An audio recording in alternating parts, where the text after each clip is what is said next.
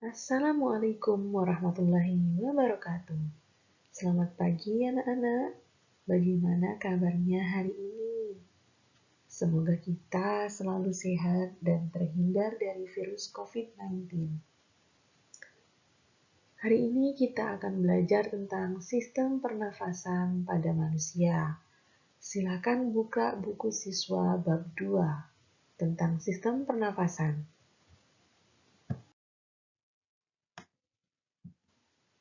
Kompetensi dasar yaitu 3.9 menganalisis sistem pernafasan pada manusia dan memahami gangguan pada sistem pernafasan serta upaya menjaga kesehatan sistem pernafasan.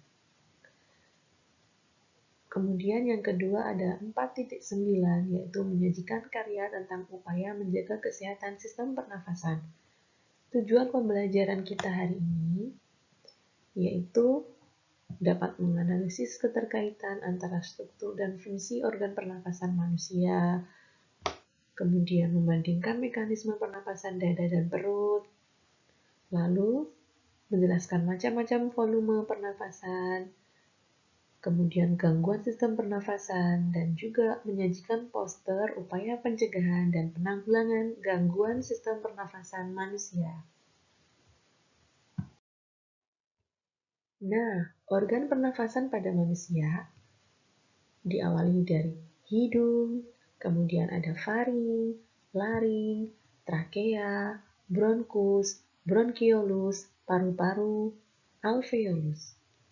Bisa dilihat pada gambar berikut. Yang pertama adalah hidung. Di dalam hidung ada rambut-rambut hidung yang fungsinya menyaring udara yang masuk.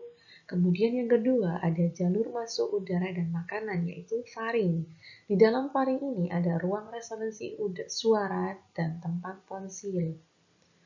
Kemudian udara masuk ke laring. Di dalam laring ada epiglottis dan pita suara sehingga kita dapat berbicara seperti ini. Setelah itu, udara masuk melalui trakea. Trakea itu disebut juga batang tenggorokan. Di dalam tenggorokan ini memiliki silia atau rambut-rambut halus untuk menyaring benda yang masuk dalam saluran pernafasan. Selanjutnya ada bronkus. Bronkus ini cabang dari trakea, yaitu ada yang ke kanan dan ada yang ke kiri.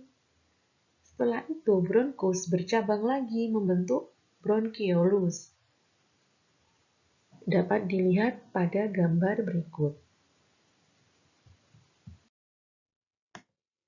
Setelah itu, udara masuk ke paru-paru. Paru-paru ini ada paru-paru kanan dan paru-paru kiri. Paru-paru yang kanan memiliki 3 lobus seperti gambar. Paru-paru yang kiri memiliki 2 lobus. Setelah itu, udara masuk ke alveolus. Alveolus ini tempat pertukaran oksigen dan karbon dioksida. Bentuknya seperti buah anggur seperti itu. Mekanisme pernafasan, ada pernapasan dada. Perlu diketahui ada istilah inspirasi dan ekspirasi. Apa itu? Kalau inspirasi adalah menghirup udara, karena in itu artinya masuk. Kalau ekspirasi, X artinya keluar, sehingga ekspirasi adalah menghembuskan udara. Nah, pada pernapasan dada itu menggunakan otot antar tulang rusuk. Kita lihat perbedaannya, pernafasan dada ketika inspirasi dan ekspirasi. Dilihat pada tabel, jika saat inspirasi, otot antar tulang rusuk berkontraksi, kemudian volume rongga dada membesar, sehingga udara bisa masuk.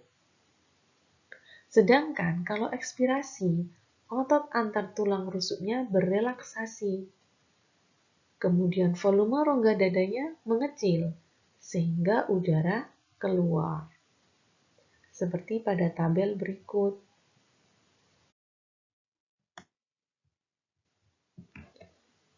Sedangkan ketika pernafasan perut, maka Otot yang berperan adalah diafragma. Ketika inspirasi, diafragma kontraksi atau bergerak turun, kemudian volume rongga dadanya membesar, lalu udara bisa masuk.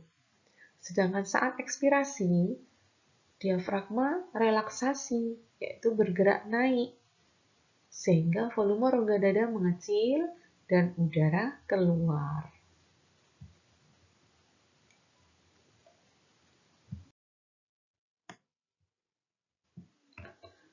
Selanjutnya ada frekuensi pernafasan. Faktor-faktor yang mempengaruhi frekuensi pernafasan pada manusia yaitu jenis kelamin. Sehingga kalau jenis kelaminnya berbeda, maka tingkat frekuensi pernafasan juga berbeda. Umur juga mempengaruhi. Kemudian yang ketiga, aktivitas juga mempengaruhi. Semakin tinggi aktivitas seseorang, maka pernafasannya akan semakin tinggi juga tingkatnya. Suhu tubuh juga berpengaruh, lalu posisi tubuh juga berpengaruh terhadap frekuensi pernafasan manusia. Volume pernafasan ada volume tidal, volume cadangan ekspirasi, volume cadangan inspirasi.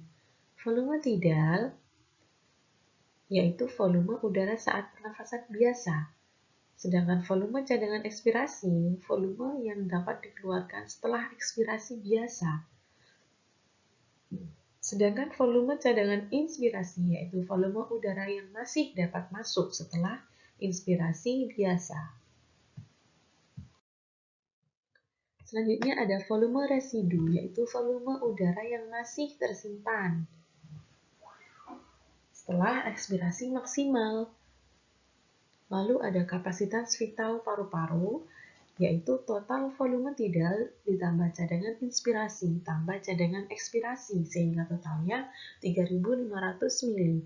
Sedangkan kapasitas total adalah kapasitas vital ditambah volume residu, sehingga totalnya 4.500.